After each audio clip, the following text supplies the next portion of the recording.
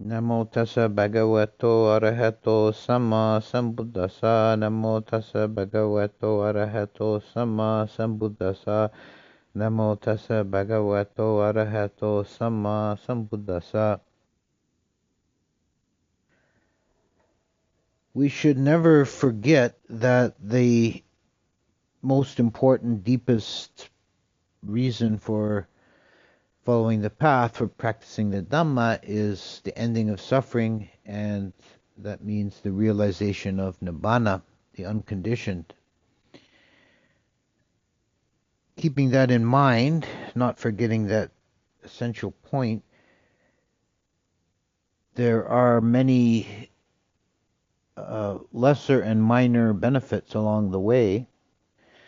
I'd like to talk a little bit this afternoon about how practicing the Dhamma improves our lives and helps us as we go through our activities and challenges of life. A good way to approach this topic is to consider the Dhamma in the three aspects of Sila, Samadhi, Panya, the three essential components of the path. Sila, ethics or morality, living properly, living well. Samadhi, developing the mind, meditation. And Panya, wisdom, seeing things as they actually are. So Sila, morality or ethics, is the basis of the foundation of the path, and without Sila, then the other deeper aspects cannot be practiced. They have this foundation stone of ethical principles of Sila.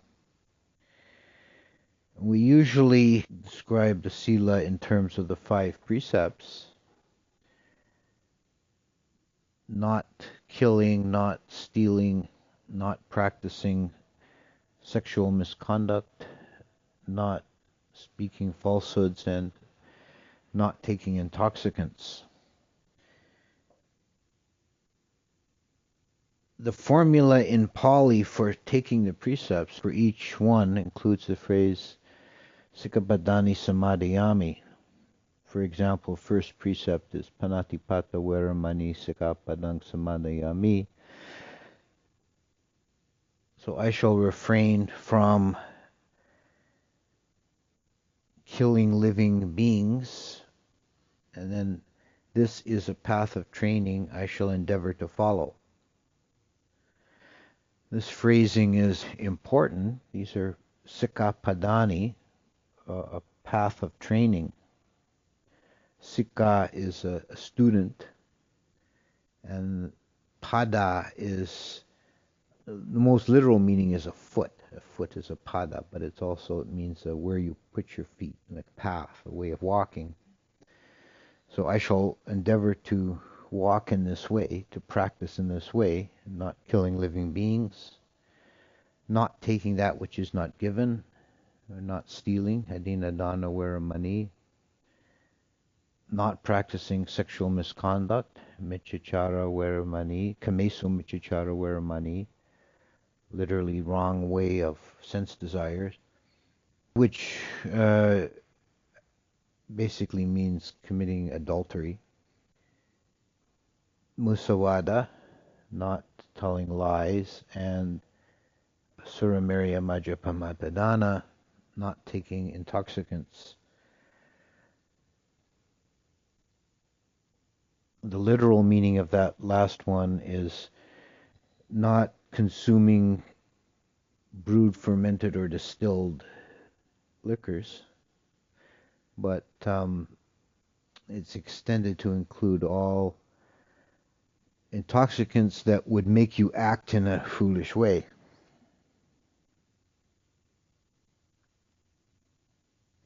So these precepts as guidelines, the way, as I said, the way of phrasing is important for understanding the principle.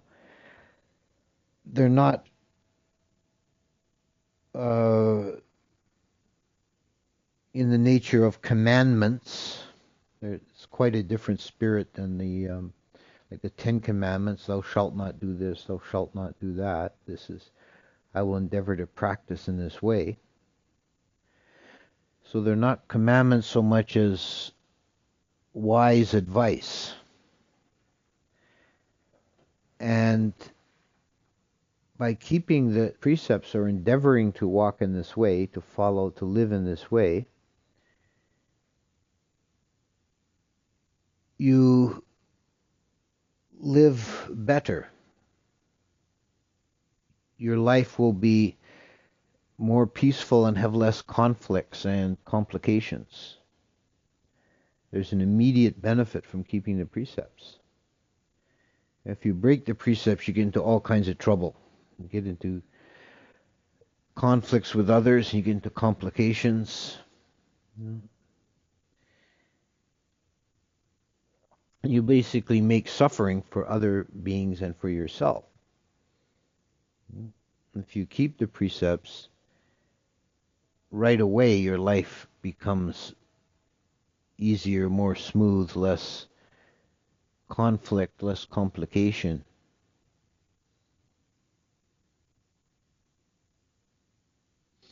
So this is an immediate benefit of keeping the precepts.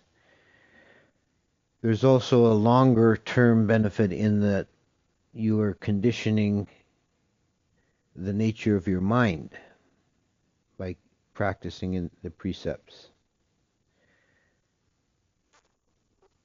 A good example is the first precept against killing living beings. In the season here, we have many biting insects, black flies and mosquitoes.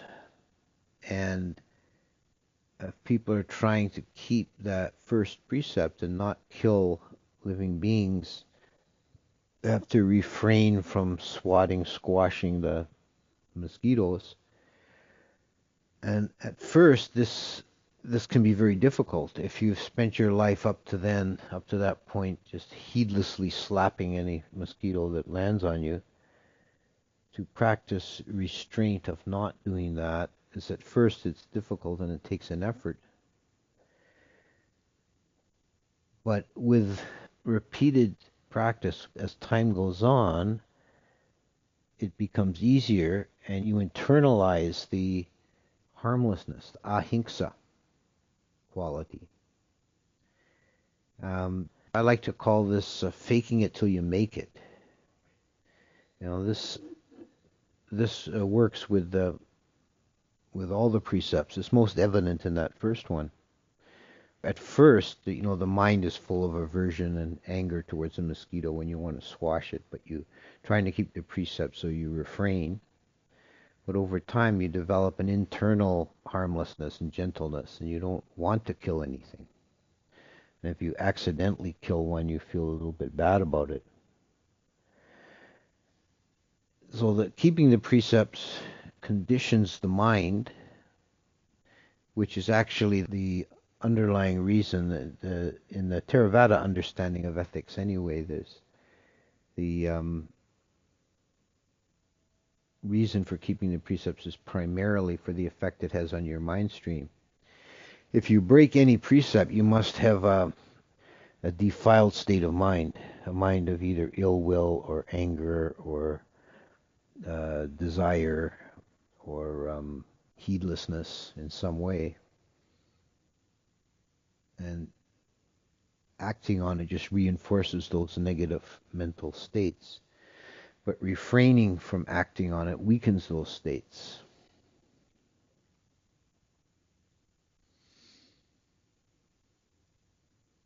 Also, another aspect of this is that of keeping the precepts is the making of wholesome karma. Now, this is very important when we think about karma and result. it's far more useful to think forward than backward. Like people sometimes, when something unfortunate happens to them, they say, "Oh, it's my karma. What did I do to deserve this?" And there's some truth to it, but it's kind of useless. You can't change the past. What's done is done. But going forward, you have the complete freedom to make your own karma going forward. And there is a balancing in the universe. So you make good, wholesome karma, then you'll have good results. If you make unwholesome karma doing hurtful actions, then you will receive negative results. So you're conditioning your own future moment by moment.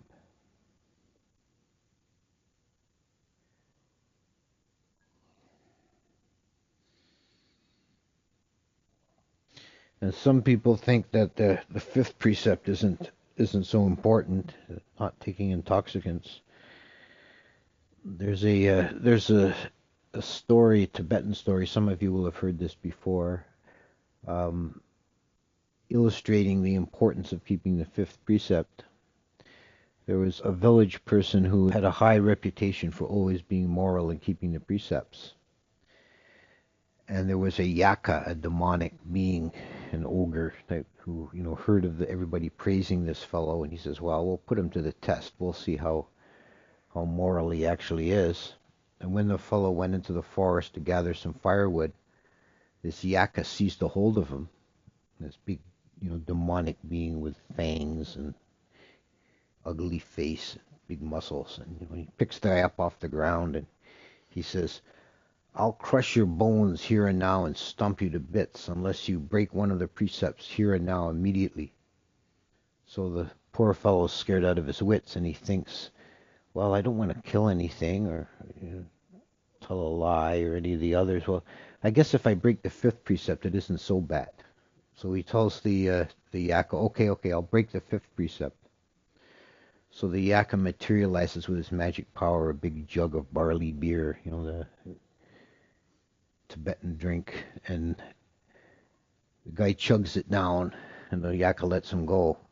Well, he goes back to the town, and he's all shook up from this experience, and he's kind of buzzed from the beer. And as he approaches the town, he sees a grog shop, and he says, "Well, I've already had one beer. I really need to calm my nerves. I'll have a couple more." Goes in, has a couple more beers, and then he's calmed down, but he's got a real buzz on, and he's on his way home.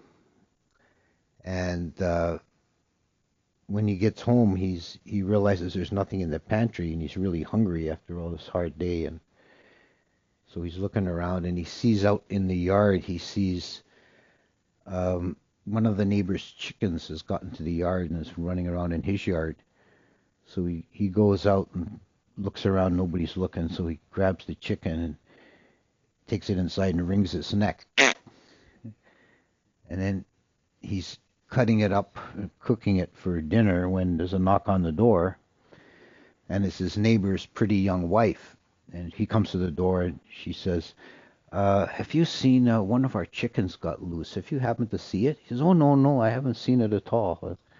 So, "Oh, by the way, I'm just cooking up dinner. Would you like a bite? You want to come in?" And by the morning, he'd broken all 5 precepts.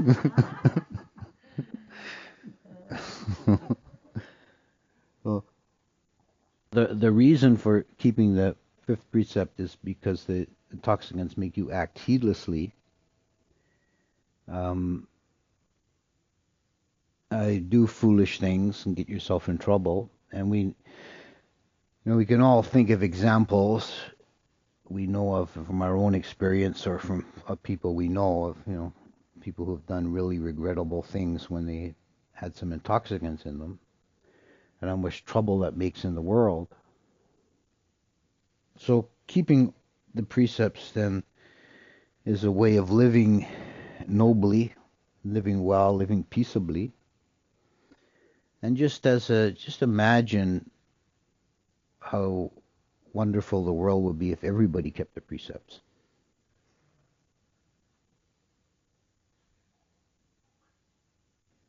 So, the first way that the Dhamma can improve your life is keeping the precepts, practicing sila. Samadhi is the second aspect of the path. It's also in some places it's called bhavana, or development, is um, developing meditation, developing the internal discipline of the mind. And this has many benefits. Most obviously by giving you some peace of mind. Uh, Peace of mind is very precious, and it's something that a lot of people in the world really are lacking. People are tormented by their own mental states and undergo a great deal of difficulty because of them.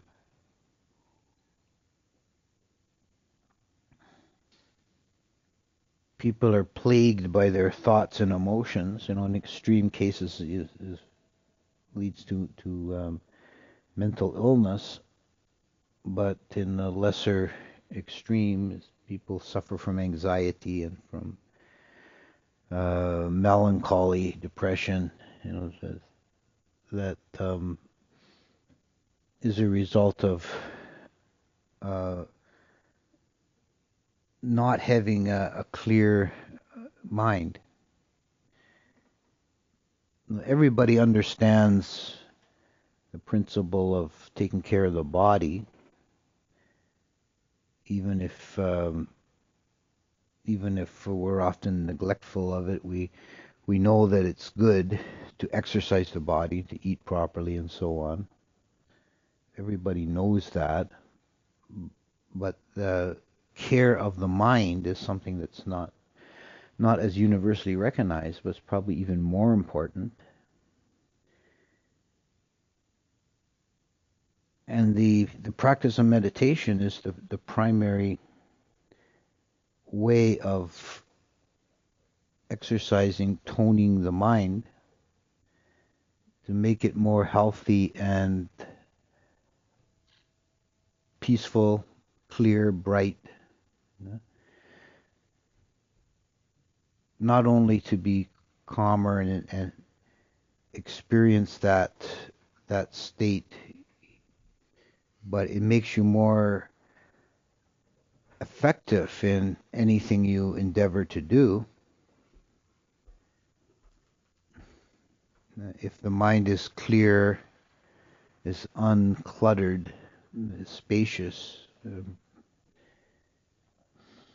if you're not confused, if you're not plagued by anxiety and brought down by despair, then any task you undertake, any activity you engage in, you're going to be more effective and you're going to do it well. So taking up a daily routine of meditation is a way of keeping the mind calm and peaceful and diminishing the negative states, the defiled states of mind that cause us suffering.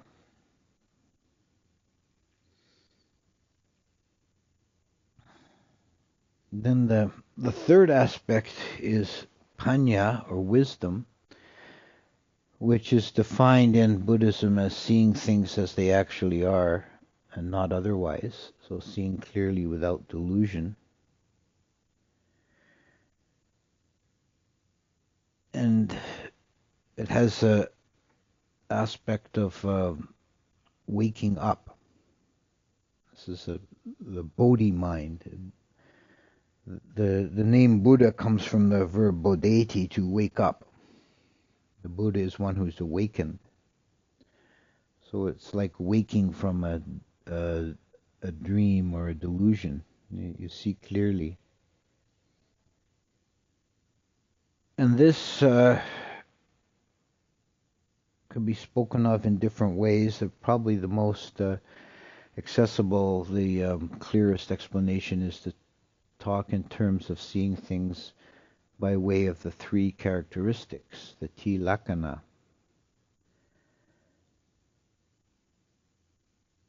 The three characteristics are dukkha, anicca, anatta.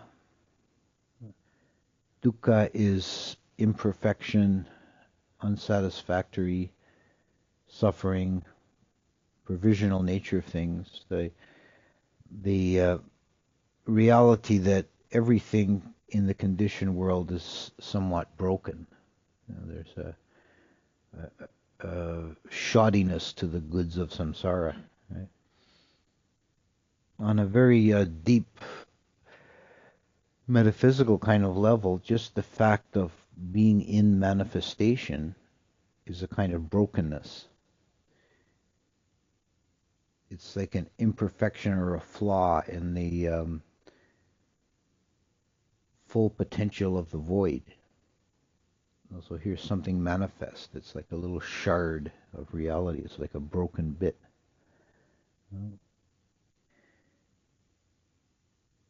So this dukkha is often translated, you'll see it if you read books in English, you'll see it's translated often as suffering, which in some contexts that works, but it's often noted, I'm not the only one who's noted this, that it's not really a good translation. It's not a perfect translation because, for one thing, it's the English word suffering is too narrow. All conditioned things are dukkha, but not all conditioned things are suffering. There are pleasurable sensations. That's something that exists. And that's not suffering, but it's dukkha, because it's not perfect and it's not complete and it's not fully satisfying. So one of the issues, the problems of translating as suffering, it gives people a kind of wrong impression of Buddhism as being gloomy or pessimistic. They say, life is suffering, all things are suffering. Translating dukkha. One time I was giving a talk someplace and somebody asked this question, how come you Buddhists talk about suffering all the time? And my first answer was a little flip. I said, oh, we don't talk just about suffering. We also talk about pain, grief, misery, and despair.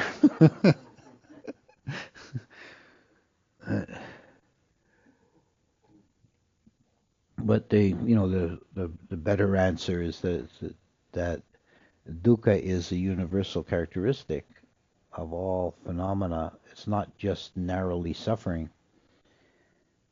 It's easy to understand in terms of things that are suffering, but even things that are pleasurable are imperfect, not satisfying. Nothing can fully satisfy the mind. No object of conditioned phenomena can fully satisfy the mind.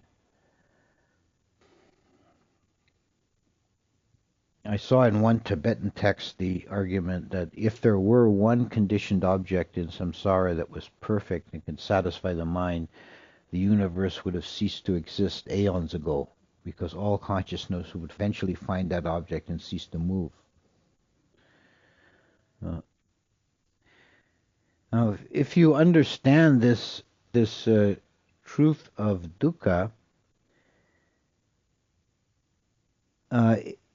this is an aspect of wisdom, and it makes your experience of life easier and better. This is something that is often overlooked, is that if you are experiencing pleasant moments, things are going good, you're having some enjoyable experience, if you understand the nature of dukkha, you can enjoy it fully as it is and not poison the mind with the expectation that it should be perfect or should be better or there should be more of it. It's just as it is, and it's pleasurable, and here it is, and when it's gone, it's gone.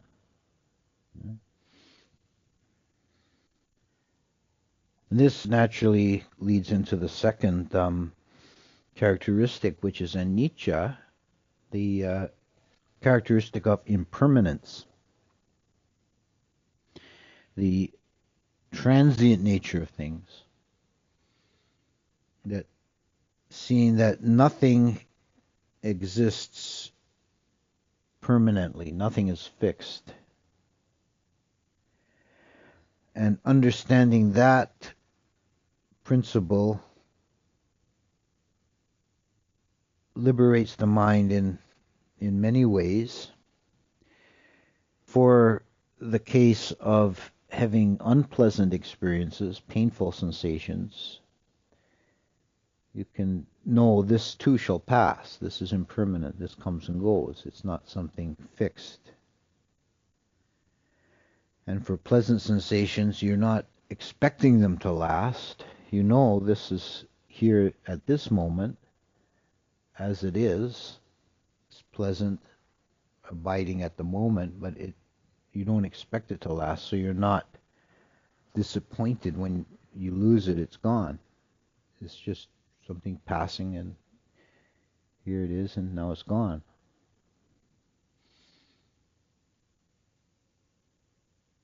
Also, a lot of unnecessary mental suffering occurs because beings want things to be permanent. You attach to an idea of stability. You want things to remain unchanged, and when they change, that causes you distress. But if you abandon that thought of stability and become comfortable with instability and change, then you can navigate the changing flow of life without feeling it as a conflict, trying to hold back change and then failing, which you inevitably will, cannot stop things from changing. So the goal should not be to try and stop things from changing, but to be comfortable with the fact that they're changing, just to go along with it. Right? There's a Taoist parable when a windstorm comes, like a hurricane or powerful winds. The mighty oaks break and crack, and branches come flying off, but the slender willows just bend over in the wind and then flow back to where they were when the wind ceases.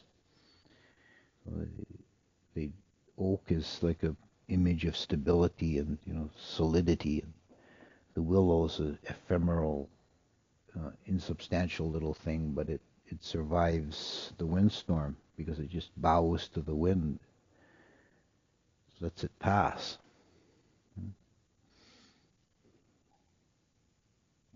The third characteristic is anatta, which is the not self principle, the emptiness and voidness of things.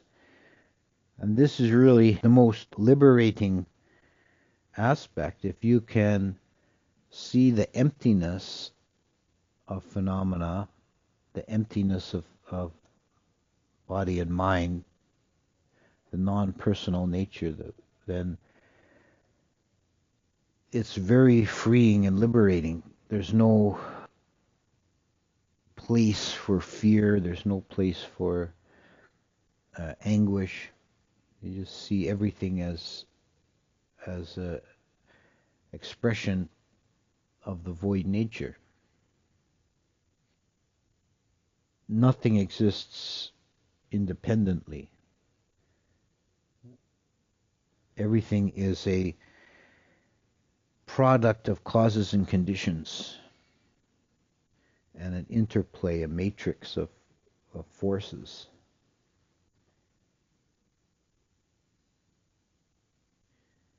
One of the most beneficial aspects of this is seeing the insubstantiality or the emptiness of the mental contents.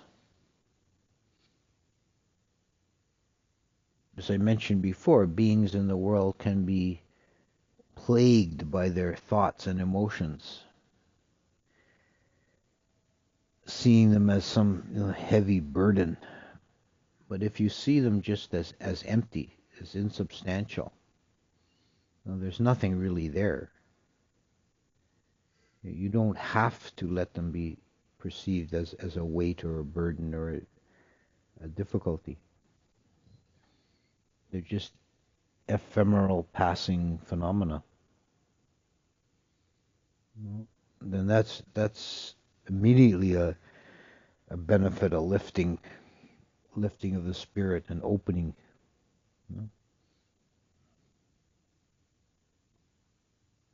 And attaching to an idea of self is really the root of a lot of our suffering. Particularly anxiety and fear, has a basis in a self that needs to be protected. If there's no self to be protected, there's no grounds for fear, there's no grounds for anxiety. There's nothing to be gained, nothing to be lost. One of the qualities of an arahant is fearlessness.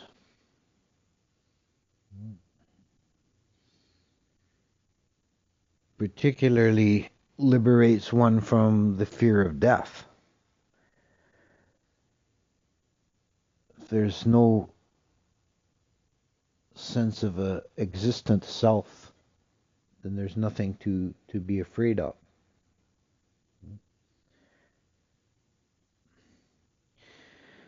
So the words of the Buddha, to escape the gaze of the Lord of Death, be ever mindful, see the world as empty, and abandon thoughts of self. That's one of my favorite passages. It really sums up the whole attitude of the mind towards being and becoming.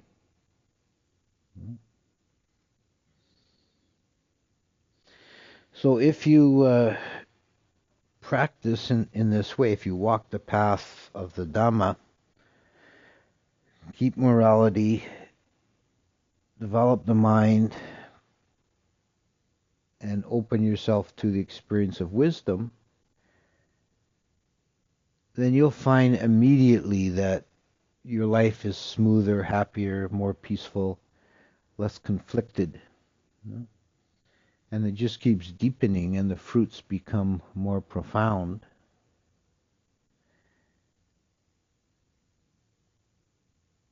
And never abandon or forget the idea that the ultimate purpose is complete liberation from suffering and realization of the unconditioned, the transcendent.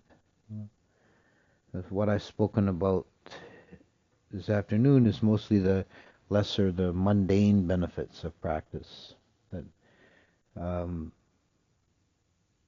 along the way. But that's not to neglect the ultimate purpose and meaning of the Buddha's Dhamma.